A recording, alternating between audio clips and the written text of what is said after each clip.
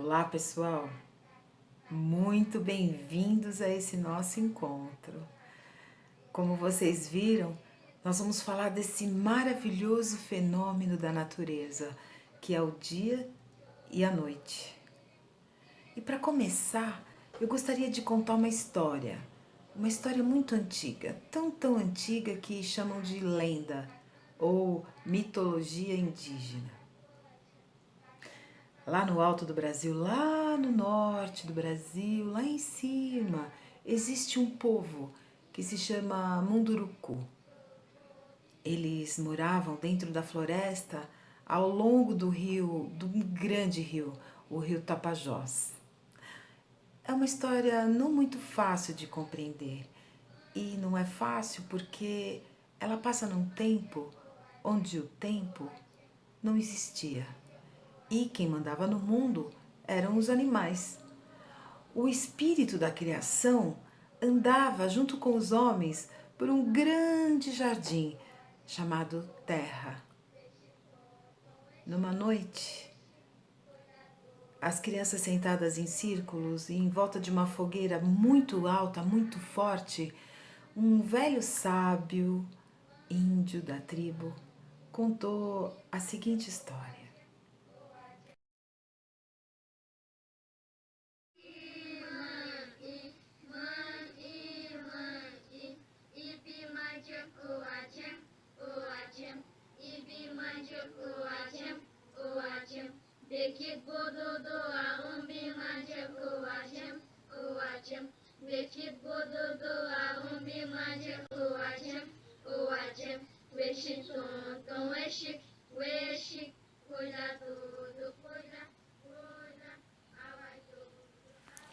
As serpentes que roubaram a noite.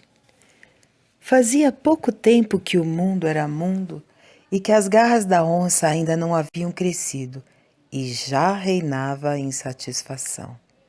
E isso porque a noite nunca chegava. Ela que iria permitir que as pessoas e animais repousassem um pouco. O sol brilhava sem parar nos céus e nenhum daqueles infelizes conseguia sequer tirar uma pequena soneca. Os raios ardentes do céu queimavam tanto e durante tanto tempo que todos preferiam levantar. Apenas o papagaio continuava a protestar, mas tão alto que toda a floresta ouvia. Porém, o sol pouco se importava com toda aquela gritaria e seguia, brilhando, tão alegremente como antes. Após um certo tempo, o papagaio ficou rouco e os outros seres arrastavam-se como sombras.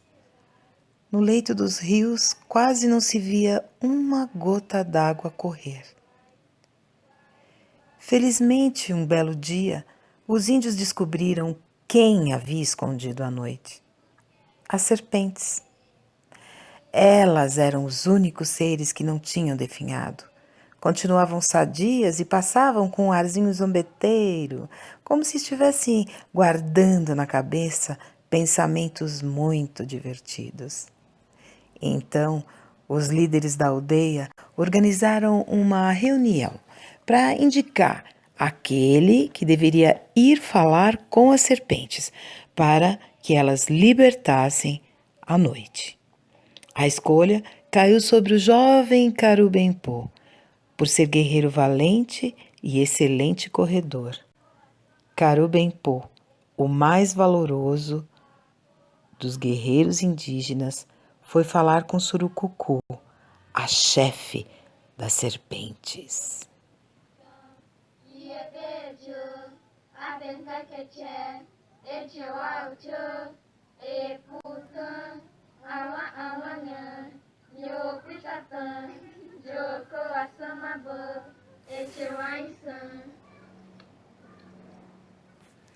A morada da Surucucu ficava escondida dentro do fundo da floresta virgem, embaixo das folhas espalhadas pelo chão, e nem os macacos gostavam de se aproximar daquele lugar misterioso. "Quem se atreve a me incomodar?" gritou a serpente, erguendo a cabeça. Sou eu, Carubem-Pô, o grande guerreiro. Dizem que as serpentes esconderam a noite, e se me devolverem a noite, eu darei arco e flechas como presente de meu povo. E de que me serviriam arco e flechas? Não tenho mãos para manejá-los. Meu rapaz, tens que me trazer outra coisa. Após dizer isso, ela deslizou por entre folhas e desapareceu. Carubem-Pô se viu sozinho.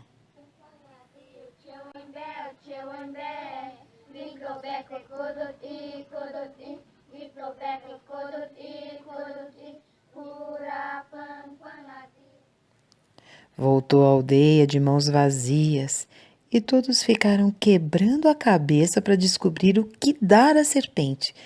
Finalmente, depois de muito pensarem, imaginaram que uma matraca contentaria a serpente, pois é um objeto que agrada a todos e nenhum animal possui um objeto como esse. Fizeram então uma matraca, cujo som era ouvido além da planície e das montanhas.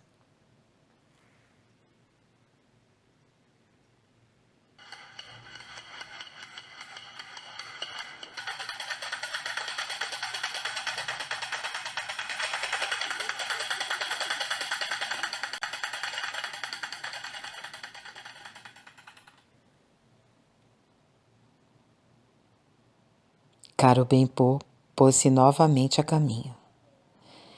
Dessa vez, Surucucu estava esperando. Eu sei que me trazes uma matraca. Evidentemente não é coisa que se despreze, mas como vou usá-la? Não tenho mãos, nem pés.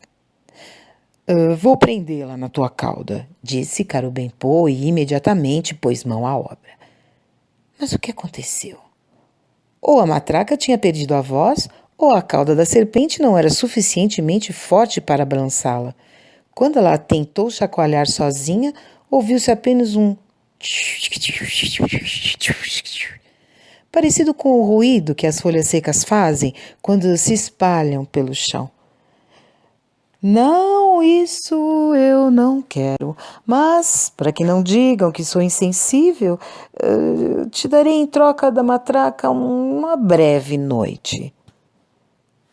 Deslizou para dentro do ninho e retornou trazendo um saquinho de couro que entregou a Carubem-Pô.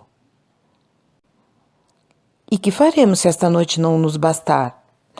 Deve saber que uma noite longa custa muito caro. Nem por 10 matracas eu poderia te dar uma. Nesse caso, o que queres em troca? Conversei com as outras serpentes a esse respeito e decidimos que trocaríamos uma noite longa por uma jarra cheia daquele veneno que teu povo coloca nas flechas. Mas que ireis fazer com esse veneno? Sua pergunta não mereceu resposta. Surucucu deslizou sobre as folhas. A matraca presa à cauda fez-se ouvir por um momento e depois a serpente desapareceu.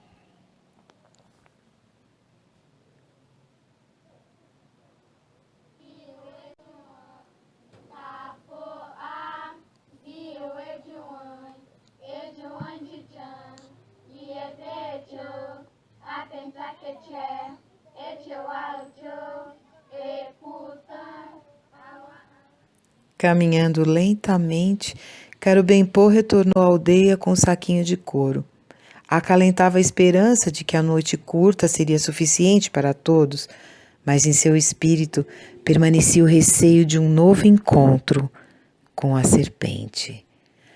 Assim que os índios abriram o saquinho, o mundo foi invadido pelas trevas e todos caíram num sono profundo, mas não por muito tempo. Passados alguns instantes, O sol voltou a brilhar e expulsou a escuridão para trás das montanhas e despertou sem piedade aqueles infortunados adormecidos.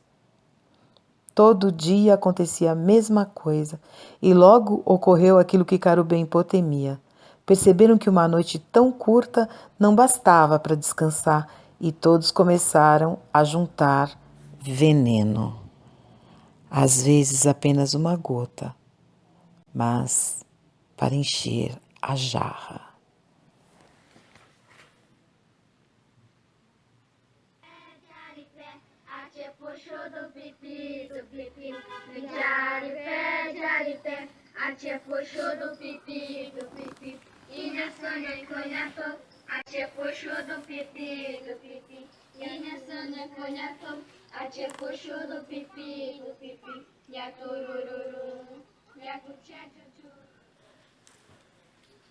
O jovem retornou à floresta pela terceira vez. Dessa vez caminhava com cautela, pois tinha receio de tropeçar e deixar cair a jarra. Surucucu estava enfiado em seu ninho e via-se apenas a sua cabeça. Ao lado dela havia um enorme saco, bem cheio. Eu sabia que voltarias, disse ela ao recém-chegado. Vê, preparei um saco que contém uma noite longa. Carubem-Pô entregou-lhe a jarra e perguntou curioso. Escuta, por que as serpentes precisam de veneno? Porque somos pequenas e fracas, respondeu Surucucu. E precisamos ter presas venenosas para nos defender, mas não tenhas medo. Darei a cada serpente apenas uma pequena quantidade de veneno, a fim de que não possamos realmente fazer mal a ninguém. Mas é que... Bem, já estás com o saco. Deves levá-los para a tua aldeia e só abri-lo quando chegares lá. Se soltares à noite cedo demais, a escuridão vai impedir-me de distribuir o veneno, e cada serpente, como eu pretendo, as consequências recairiam sobre todo o mundo. Com essas palavras, ela se despediu e, sem tardar, convocou todo o povo das serpentes e começou a distribuir o veneno. Surucucu foi a primeira a se servir. Carubem-Pô voltou para a aldeia, carregando a bolsa com todo cuidado. Pensava no que a serpente havia lhe dito e por isso não percebeu que o papagaio, excitadíssimo, voava acima dele e gritava. Venham ver! Ele está trazendo a noite!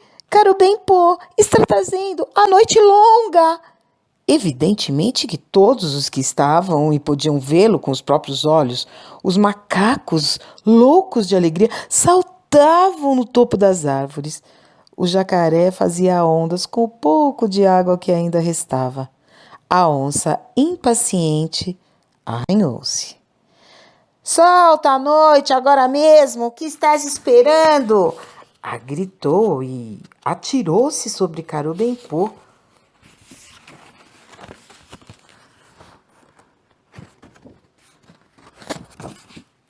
Antes que o jovem entendesse o que estava acontecendo, a onça arrancou a bolsa das mãos de Carubem-Pô, pulou as urzes e abriu-a.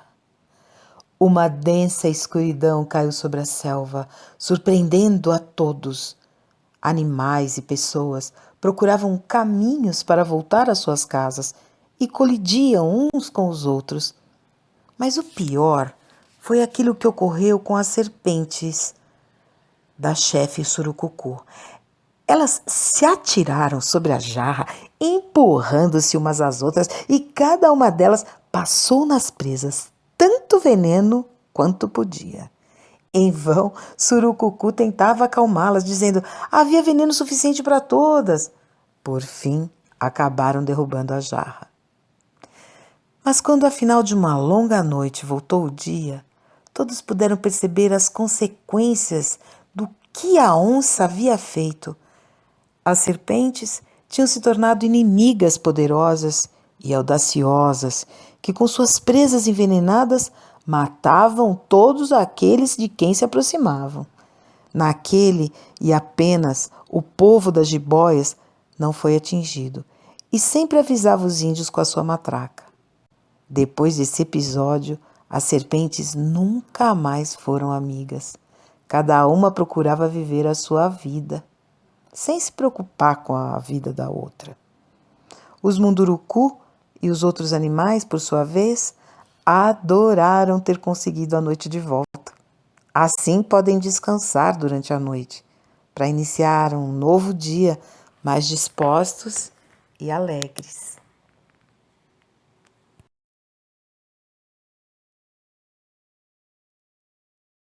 Wai, wai, wai, wai, empenha. Wai, wai, wai, wai, wai, empenha. O cantimos quereren, quereren. O cantimos quereren, quereren. Ei, pit, pit, caranha, caranha. Ei, pit, pit, caranha, caranha. Etauá, pit, caranha, caranha. Olá, pessoal! Tudo bem? Olha quem veio visitar a gente aqui. Esse aqui é o Uruki, é o meu gatinho. Ele gosta de vir quando a mamãe tá dando aula aqui, ó. Ele vem visitar.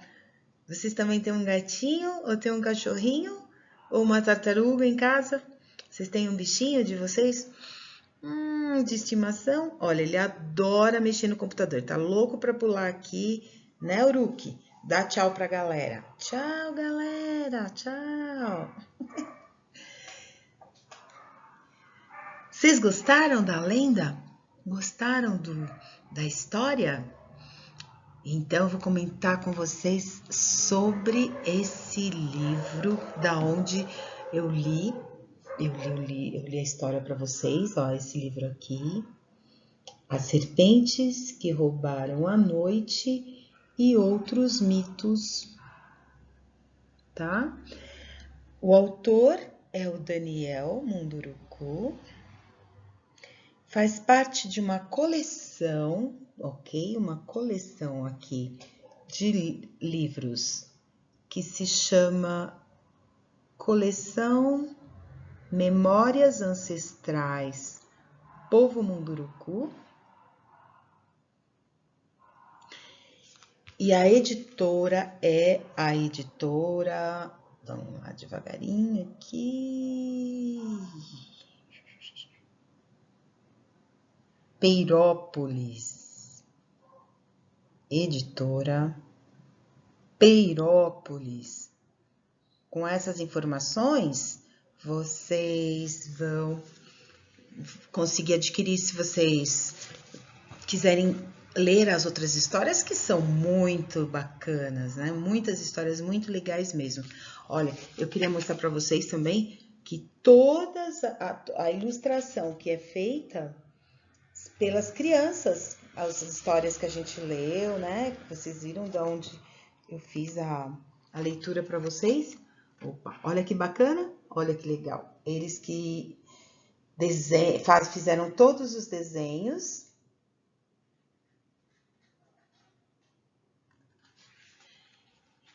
E essas histórias ancestrais, né? Ancestrais que vieram sendo contadas para as gerações, para todas as gerações. Então, os índios contavam essas histórias para os seus filhos, que contavam para os seus filhos e netos, e assim de geração em geração as histórias vinham sendo contadas, e agora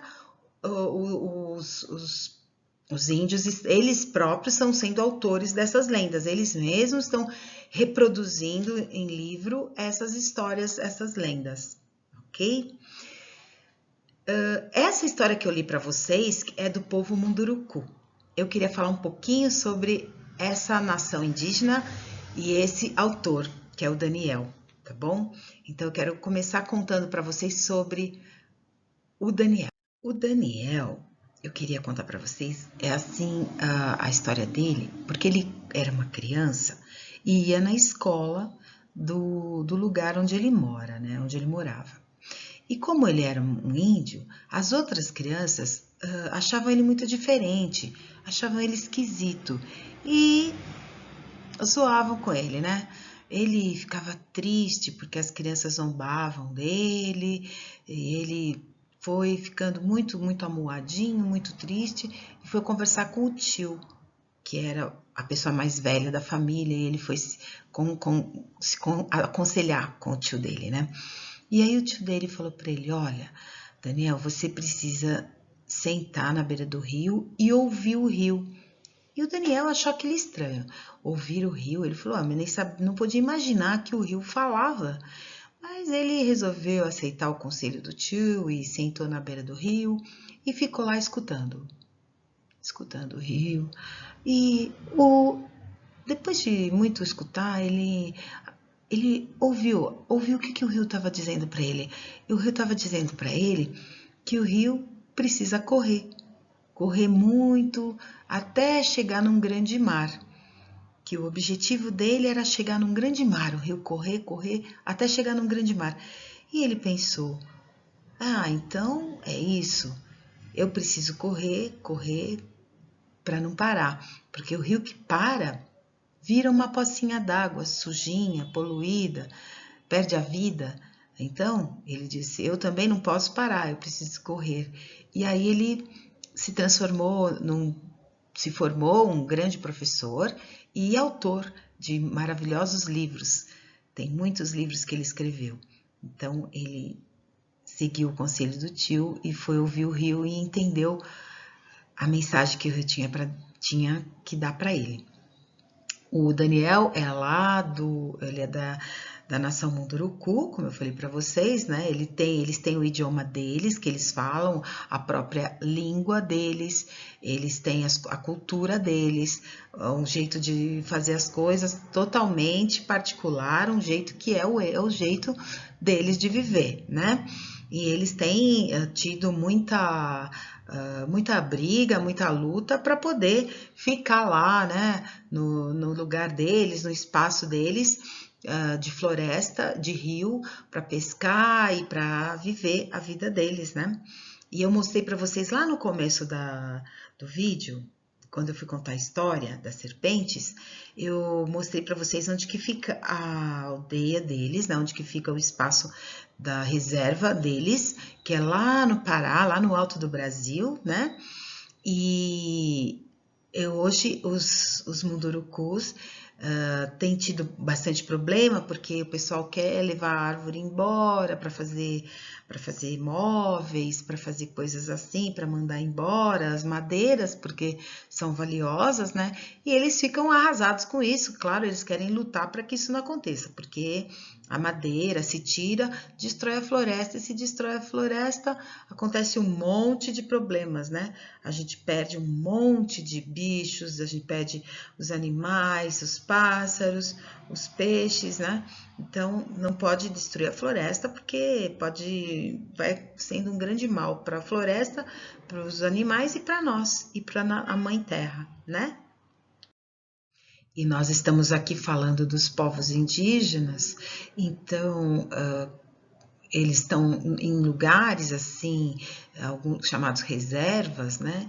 Eles moram então nesses espaços de reservas, de natureza, de espaços, de florestas, mas foi sempre assim, será? Como que era?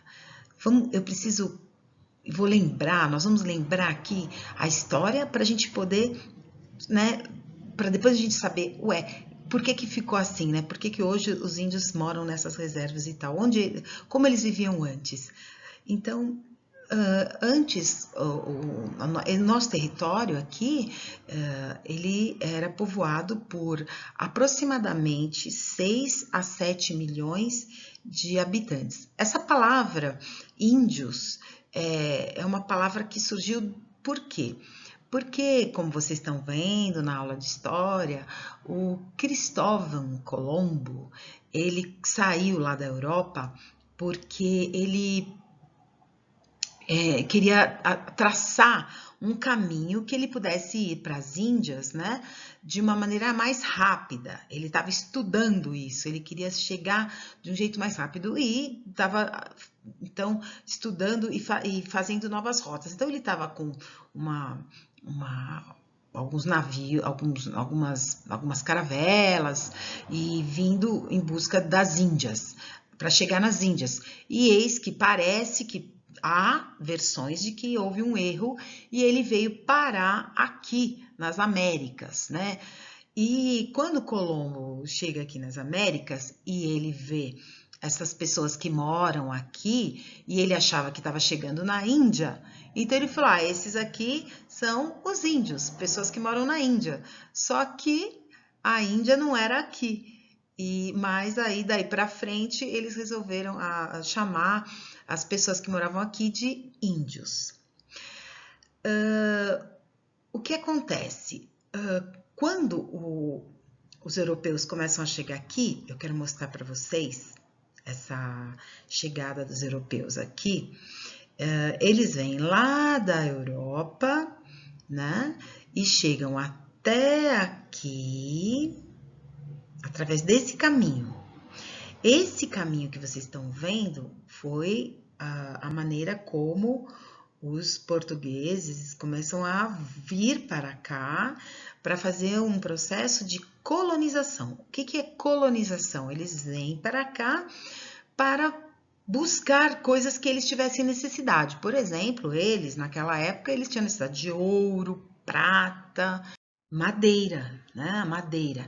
Então, eles tinham interesses nessas riquezas e eles queriam que os índios fossem lá mostrar onde estavam as riquezas e que os índios fossem trabalhar, retirar essas riquezas, colocar lá nos navios que iam voltar para a Europa e levar essas riquezas embora para a Europa para eles utilizarem, né?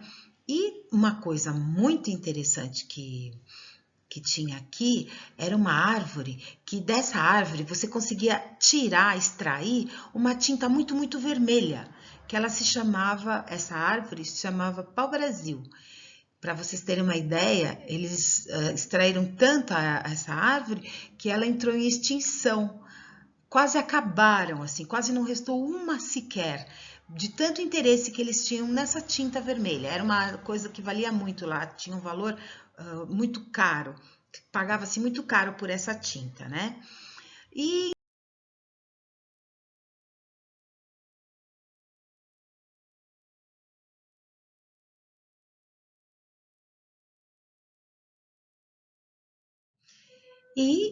outra coisa muito importante é que os portugueses chegaram aqui, eles espantavam, né? Porque nós tínhamos hábitos completamente diferentes deles. Um dos hábitos que eles não conseguiram, que eles entraram em choque, foi porque eles se vestiam de um jeito e nós de outro. Esse nosso jeito de nós não nos vestirmos, porque aqui era muito calor, e eles lá tinham um tempo frio, então eles se cobriam com roupas pesadas, de veludo, botas de couro, vestimentas pesadas, né? Vestimentas grossas, porque a temperatura que eles costumavam viver lá era uma temperatura muito baixa, portanto lá muito frio, e aqui muito quente. E nós tínhamos hábito de toda hora tomar banho de rio, tomar banho no mar, então nós tínhamos hábitos completamente diferentes. Outra coisa também que a gente vai ver é a religião. Eles tinham uma religião que vinha das origens europeias, lá o cristianismo, e nós aqui, nós tínhamos a religião dos nossos ancestrais, eram deuses que eram os deuses da natureza, deuses que estavam agindo sobre a natureza, o deus do trovão, o deus do sol, o deus da caça, o deus do mar. Então, nós tínhamos vários deuses e que eram completamente diferentes dos deles. Então, eles ficaram muito apavorados, porque nós não vestíamos roupa e nós não acreditávamos na mesma religião deles. Então, eles acharam que a nossa religião era errada e a deles era correta. Já imaginaram a confusão? Queriam que fosse a mesma religião que eles, queriam que vestissem roupas, né? Que os índios vestissem roupas. E o pessoal achou esquisito. Falou, peraí, nós nunca colocamos roupa, nós nunca ouvimos falar, né? Desse jeito de vocês pensarem, né? Então ficou confuso. Tinha uma questão muito importante também que a gente fala, né? A tecnologia. A tecnologia. Por quê? Porque esses europeus, quando eles chegaram aqui, eles tinham armas de fogo. Nós tínhamos arco e flecha, caçávamos e guerreávamos com arco e flecha. Eles chegaram com armas de fogo. Conta-se uma história que um português deu um tiro para cima e caiu um passarinho morto. Os índios olharam e ficaram chocados, porque eles digam, mas ele nem deu uma flechada, nada, só apertou isso, saiu um fogo e o passarinho caiu morto no chão. Eles logo viram e falaram, nossa, essa magia, essa força desse homem é muito grande. Então, eles acharam que aquele homem era praticamente um deus, um enviado de Deus, porque ele tinha o poder de fazer só assim e cair o pássaro morto no chão. E vocês podem imaginar a reação, né, de ver algo tão poderoso que nem pode se comparar com arco e flecha, né, que é uma arma a arma de fogo é uma arma que tem um poder muito maior, né? E assim alguns vão, então, fogem para a selva fechada, para a mata fechada, ou os colonizadores começam também, eles começam a fazer a catequização, né? Vestem a roupa no índio, né? Convertem, os índios, alguns se convertem à religião dos europeus, né? E começam a ter os hábitos europeus, geralmente, né, trabalhando para eles, né? Uma profissão que eles tinham muito comum naquele tempo era de guia, porque eles andavam bem na mata, né? Andavam super bem. Então eles colocavam um índio que levava para os lugares, geralmente em busca das riquezas, né? Claro, como eu falei para vocês.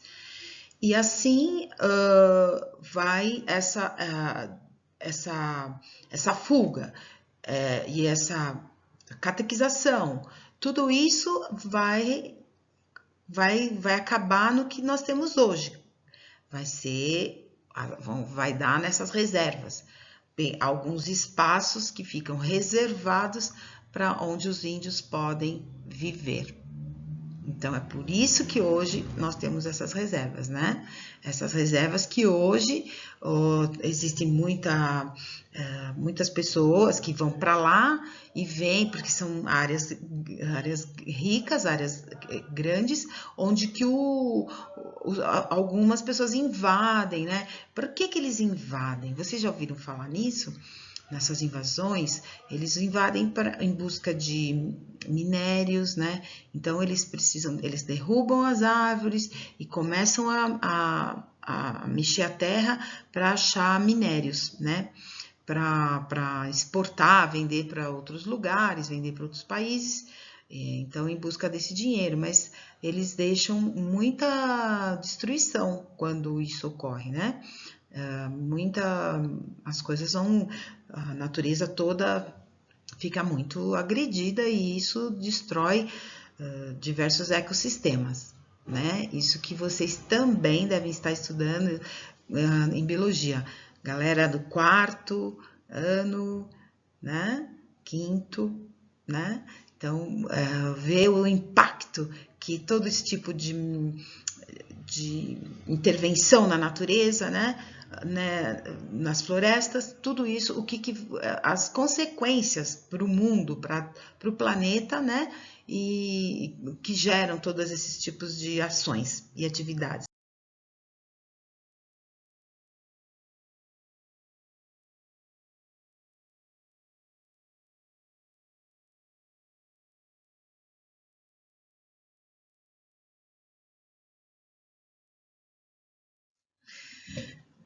Muito bem. Agora nós estamos entrando aí na terceira parte do nosso encontro. Temos uma visita aqui muito especial. Muito especial, vocês vão gostar de conhecer. Vou mostrar para vocês. Vem cá, vem, mocinha. Ai, que mocinha linda. Vocês lembram que eu apresentei vocês pro Uruk, lá na primeira? Ah, meu Deus do céu, agora essa daqui é riqueza. Riqueza, riqueza. É a gatinha. Ela gosta de comer, sabe? Tudo que tem pela frente ela gosta de comer. O Uruk gosta de ficar no computador, né? De mexer aqui. Essa daqui é a riqueza. Veio visitar a riqueza. Veio visitar.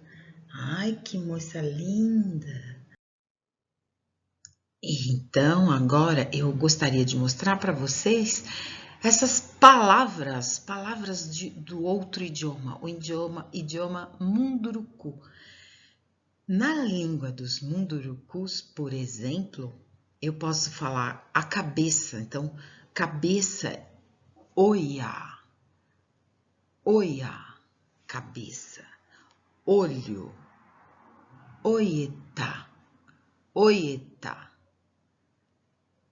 Peixe, ashimã, ashimã. Cobra, poribê, poribê. Surucucu, poritambê, poritambê. Vento, cabiru, cabiru. Água, iribi, iribi. Terra, ipi. São muito interessantes, né? As palavras, modo de viver. E aqui, nosso Super Daniel Munduruku, do povo Munduruku. Muitas coisas bacanas para a gente conhecer, né? Das nossas raízes, das nossas ancestralidades, né? Eu estava falando sobre ancestralidade com vocês e eu queria contar uma coisa muito legal. Existe um mapa que vocês podem pesquisar, né, na internet. Vamos dizer, por exemplo, né, os meus ancestrais são de Minas, da região do Vale do Rio Doce, ali na região ali de Mariana, do Rio Doce, do Vale do Rio Doce, e ali naquela região, da onde veio minha bisavó e minha avó, minha bisavó era índia, e ela era dessa região, e aí eu fui dar uma olhada, falei, minha avó era índia, né, era filha de índias, na verdade, e eu falei, deixa eu ver da onde é a minha ancestralidade, e aí eu descobri que eu sou da nação Krenak, a nação Krenak de Minas. Somos muitos de lá. Aqui em São Paulo temos muitas pessoas, muitos mineiros que vieram para São Paulo, né?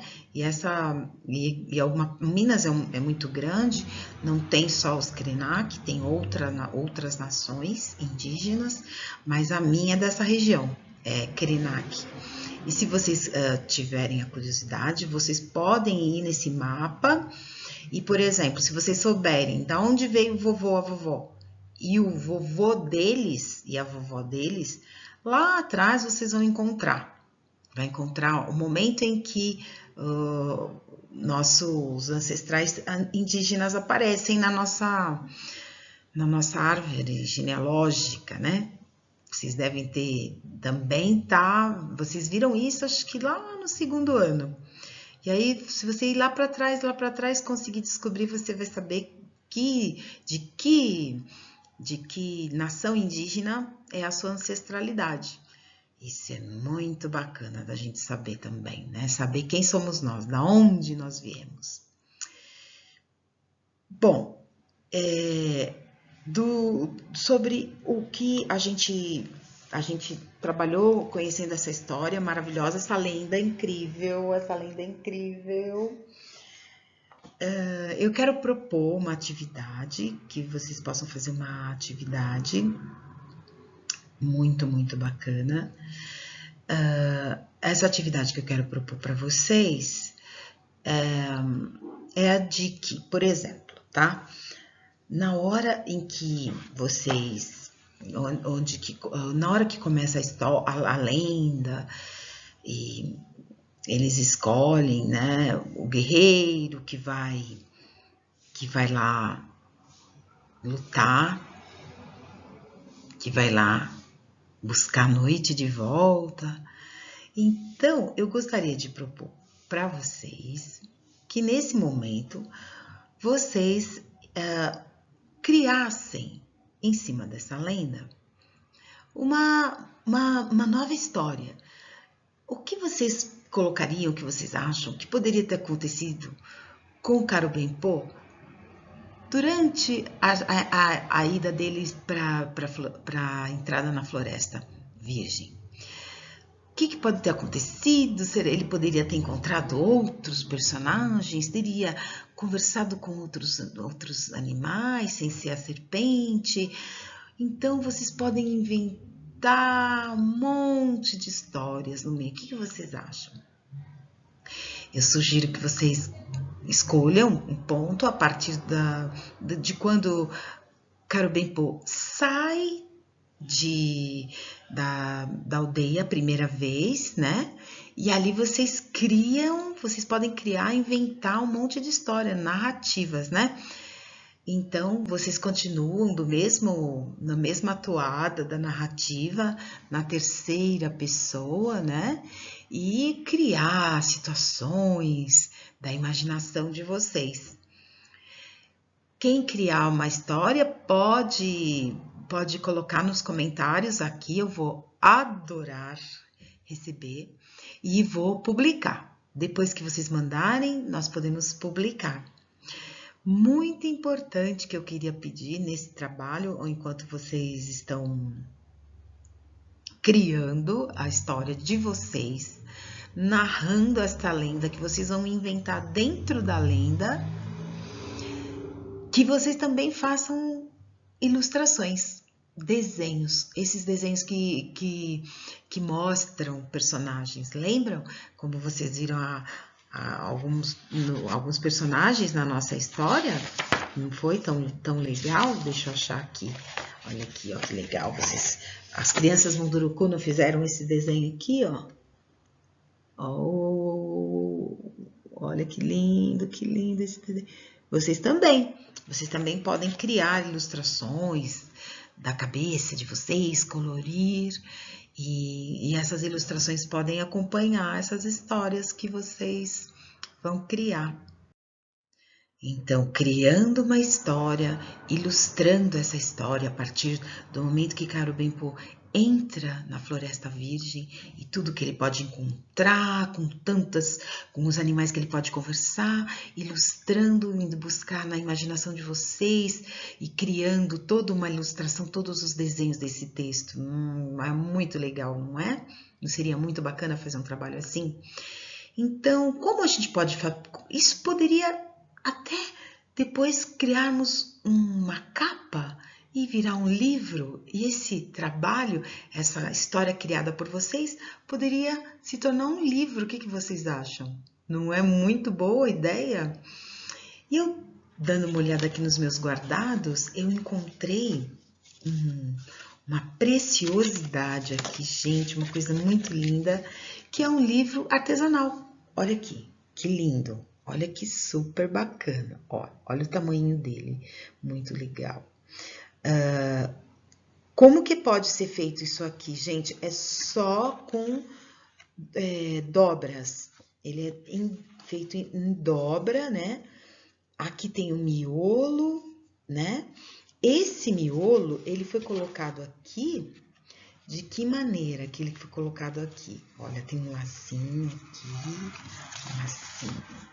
Vou tirar o lacinho. Vamos tirar o lacinho. Deixa eu ver, aqui tem um laço.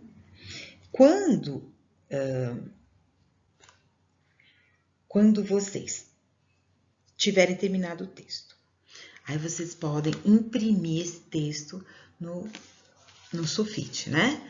Imprimem tudo que vocês inventaram, tudo que vocês escreveram, coloca lá. E aí, vocês podem, depois que já imprimiu, então vocês podem pegar uma folha de sulfite grande e dobrar, ó, dobrou. Vocês podem estar vendo aqui também tem ilustrações, ó. As ilustrações aqui, né, também são feitas ilustrações aqui. Então, vamos falar do miolo primeiro. O miolo, gente, o miolo é o quê? É o papel sulfite e vocês podem fazer assim, ó. Quantas dobras? 1, 2, 3. Ó. 1, 2, 3 e a face 4. Então, ó, tem 10 centímetros, ok? 10 centímetros. Aí, dobrou.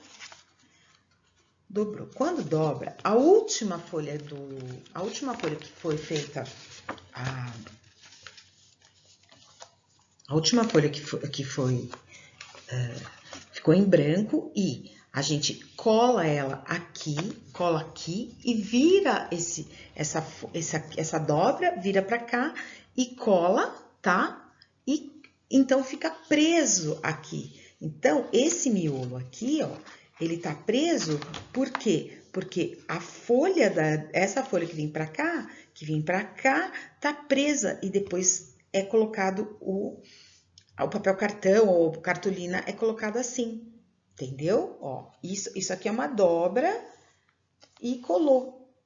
Então, tá preso aqui o miolo. Olha que bacana. Bom, tá preso o miolo? Tá preso o miolo.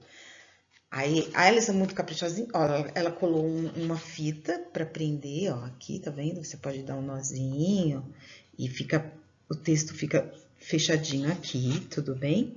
Ótimo. E você fechou aqui, né? Fechou aqui, tá aqui o livro.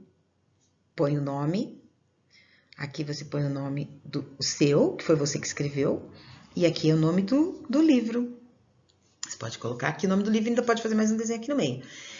Essa proposta aqui de livro artesanal é super bacana, porque vocês mesmos inventam, você já vira o escritor e pode dar de presente, porque pode fazer cópias.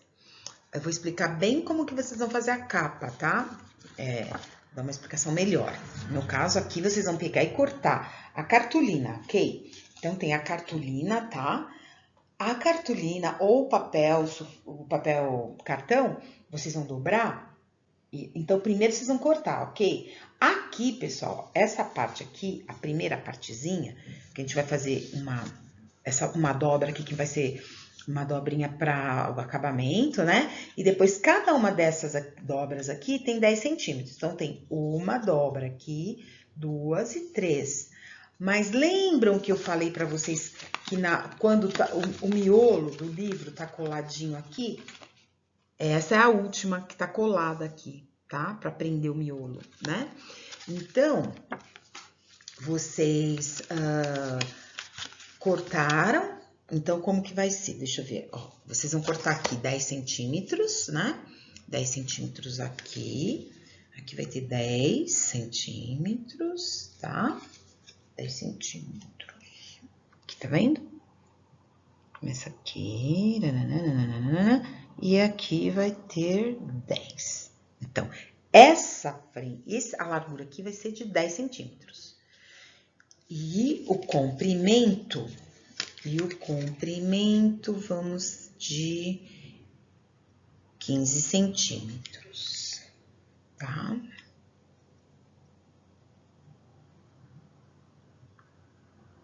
Quinze centímetros, ok? Que o zero tem que estar aqui, certo? Então, vamos tirar aqui o zero.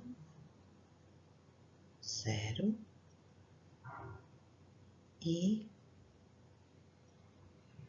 final lá, 15.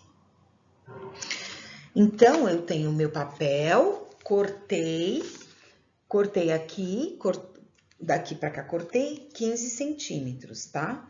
E aqui na largura, eu vou fazer 43 centímetros, tá bom? 43 centímetros, vou fazer 43. Ah, 3, por que 3? Porque lembra que tem essa dobrinha aqui pro acabamento, ó, pra ele ficar bem bonitinho? Essa aqui tem 3 centímetros, tá? Então, vocês vão fazer daqui de 3 centímetros. E depois que cortou, então, 43. Aqui, ó. Cortei 43. E deixei 15 centímetros aqui, né? O comprimento que eu deixei aqui foi de 15 centímetros. E aqui, deixei lá enorme, 43 centímetros.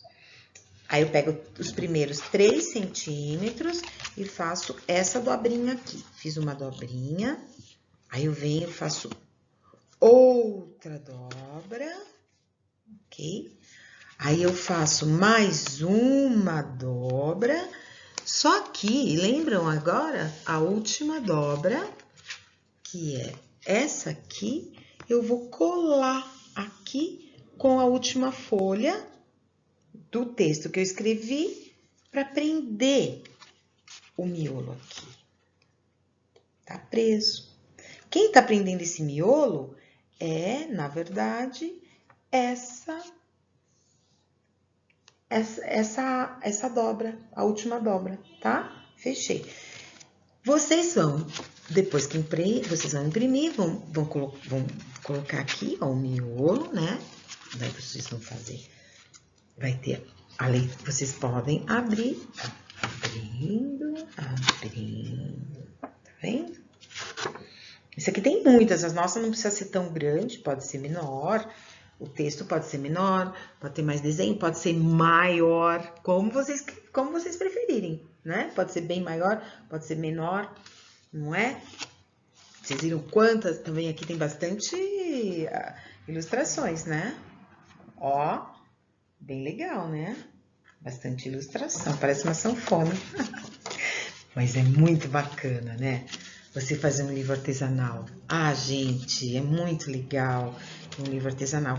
E você sabe que aqui, ó, é a contracapa, né? A contracapa, sempre ilustrada, né? A contracapa ilustrada. Vamos fazer aqui, ó.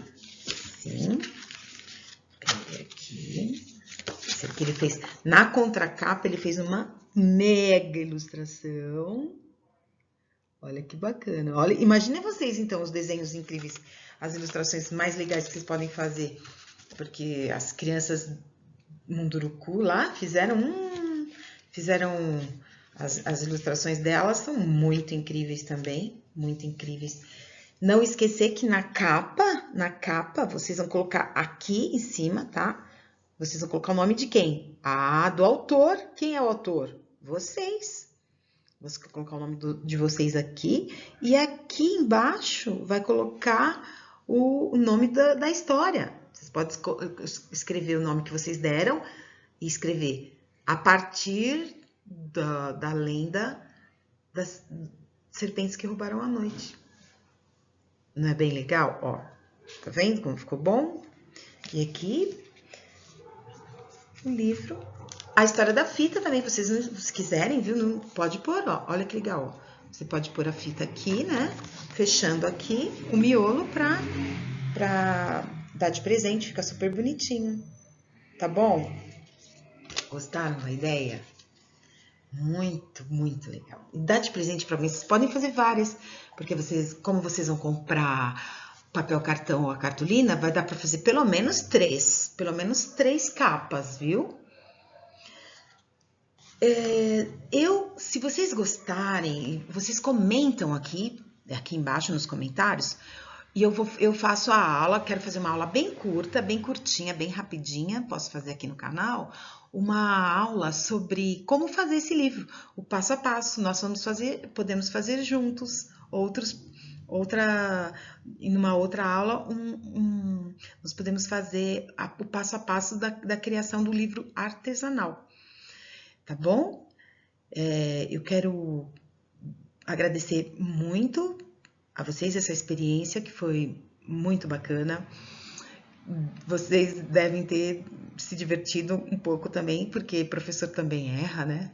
E claro, e como? Porque a gente erra para aprender. Porque só quem está fazendo alguma coisa que pode errar. Se eu não fizer nada, não vou acertar e nem errar. Mas se eu estiver fazendo alguma coisa e eu errar e eu consertar, provavelmente vou ter um resultado muito legal, né? Então eu quero agradecer muito a presença de vocês terem compartilhado esse encontro aqui. Eu espero que até o final. Espero encontrar vocês, né, numa próxima oportunidade. Talvez não esqueçam de comentar se vocês querem fazer o passo a passo, né, do livro. Não esqueçam de que a lenda, essa lenda aqui, esse livro, ele tem outras histórias, então vocês também podem adquirir o livro e ver histórias incríveis, né? Desse livro. Lá dentro do livro ainda tem outras histórias, como eu comentei com vocês, tá? Vocês podem encontrar livros em vários lugares, nas livrarias online, né, através dos sites das livrarias, mas não esqueçam, vocês também podem encontrar nos sebos, que são lugares incríveis, porque às vezes você leu a história, já leu e quer comprar outro livro, aí você vai lá, entrega os livros que você já leu e compra um novinho para uma história que você nunca... Então podem comentar aqui se vocês foram visitar algum sebo, né? Alguma feirinha de antiguidades. Olha, são lugares incríveis, sabe? Porque você viaja no tempo, assim, vai lá para trás ver como é que estão as coisas, como é que eram as coisas antigamente, né? E eu acho que vocês vão curtir muito o sebo por conta disso, mas ler é sempre muito gostoso, histórias, as lendas. Eu espero que vocês seja só um começo aqui. A gente vai buscar vou buscar outros textos que eu vou trazer aqui para vocês, conforme as sugestões que vocês deixarem também. Então, vocês, tenho certeza que vocês vão curtir bastante. Mas eu queria dar umas dicas. Mas olha, quem veio visitar, gente... Oi, Uruki. Oi, dá oi pra galera. Oi, galera. Tudo bem, galera? Galera maluca. Tudo bom? Tudo bem? Esse aqui é o Uruki. Ele que pisa no meu teclado, tá? Eu perdi vários trabalhos aqui por causa desse danadinho aqui. Mas eu não posso nem reclamar, porque é tão bonitinho. Eu gosto tanto dele. Ele vem aqui, eu tô trabalhando, ele fica miando. Fica miando aqui pra mim, não é, seu gostosão? Ai, gente do céu, adoro ele. É maravilhoso, companheiro. Quando eu tô trabalhando aqui, tá sempre por aqui. Então, e também, sabe, tem uma coisa muito importante que eu não posso deixar, quase que eu esquecendo, porque eu falei para vocês, vocês podem ler, né? Podem ler, ou que seja só um começo, tal, para vocês lerem, mas olha que bacana. Como assim eu vou ler? Onde eu vou saber? Como eu vou saber o livro que eu posso ler?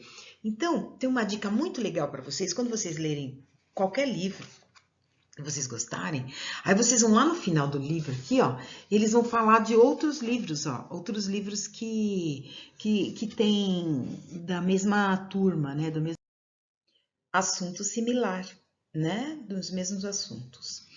E aqui, olha, por exemplo, tem 2 livros que eles estão indicando. Um chama-se A Terra dos Mil Povos. Essa história chama A História Indígena do Brasil, contada por um índio. Olha que bacana. O Cacauera Jacupé, ele é Chucarramãe. Ele conta no livro o que a família dele, os parentes dele, os avós, os bisavós, os ancestrais, todos contavam, né, pela oralidade, e a história aqui do Brasil, a história dos povos aqui dessa terra. Aí ele está contando que a gente pode ter uma visão de sermos brasileiros, né? Somando a noção do que nós também somos como etnia milenar. Quer dizer, como que há 1000 anos, né, os nossos ancestrais vinham trazendo as histórias.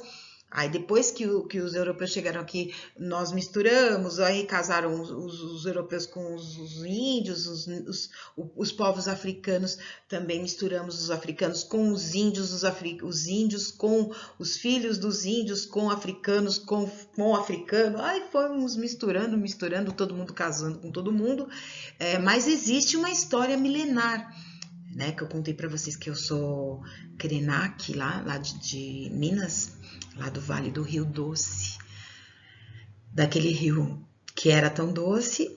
E agora, vamos ver aqui, olha, ele está contando que um jeito muito bacana, muito nobre de conseguir a gente saber nossa história é integrar, né, os valores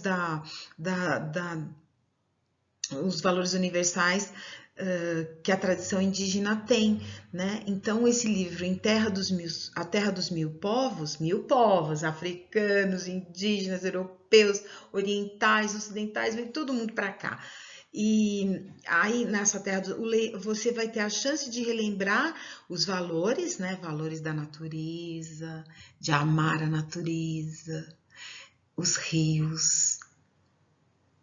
Tem os povos indígenas, eles fazem homenagens ao rio. Ah, vamos homenagear o rio, faz uma festa pro rio. É bonito isso. Faz festa pro rio, pra montanha, vai pro pé da montanha e faz uma festa durante a noite inteira. Fica todo mundo brincando, dançando, bebendo, comendo e comemorando a alegria de viver. Ah, é muito bonito isso. É muito bacana. E também a gente vai conhecendo o pensamento, né, dessas pessoas, dos nossos ancestrais. Depois tem uma outra aqui, chama-se, olha, A Criação do Universo, da Terra e do Homem. Como é que o pessoal lá, o Cacauerá Jicupé, eles estão pensando, como é que eles contam a história? Como que aconteceu tudo? Como que nasceu o mundo? Isso é muito lenda, muito indígena, muito bacana. Muito poético, né? Muito poético. E então ele fala assim, olha, que Tupã Tenondé é um nome lá, a revelação dos ensinamentos secretos. Olha, esse livro deve ser bárbaro. Ensinamentos secretos da tradição Tupi-Guarani, que antigamente só os pajés é que sabiam. Os cantos que compõem o hino sagrado, que são chamados Porãei, ganham forma de verso na transposição para a poesia. Ah, é muito bonito poesia. Quem gosta, como eu. Oi, Uruki. Ainda que não nos tornemos pajés, vamos, né, Tupã Tenundé, certamente vamos compreender parte da missão original do ser humano, né, de formar corações valorosos, preparados para respeitar, valorizar a diversidade cultural no mundo em que cada vez mais alguns povos pretendem impor a outros sua maneira de ver e viver. Nossa, esse livro deve ser incrível, gente. Olha, Tupã Tenundé, a criação do universo, da terra e do homem, segundo a tradição oral Guarani. Ai, que lindo, gente. Tem que ver, viu? Olha, vocês podem encontrar pelo nome pelo nome do livro, viu? Em várias livrarias e sites e tudo mais. Puxa, fiquei louca para ler esse livro. Ai, acho que eu vou contar aqui essa história aqui num dia desses aqui, se vocês curtirem aí e comentarem, tá? Fazem comentário, façam uma crítica, as coisas que vocês acharam chata, as coisas que vocês acharam bacana, deixa aí um recado para mim, viu? Um abraço muito grande, foi uma honra para mim estar aqui nesse encontro. Espero que muitos outros aconteçam para nós, tá bom? Um grande abraço, se cuidem, fiquem bem.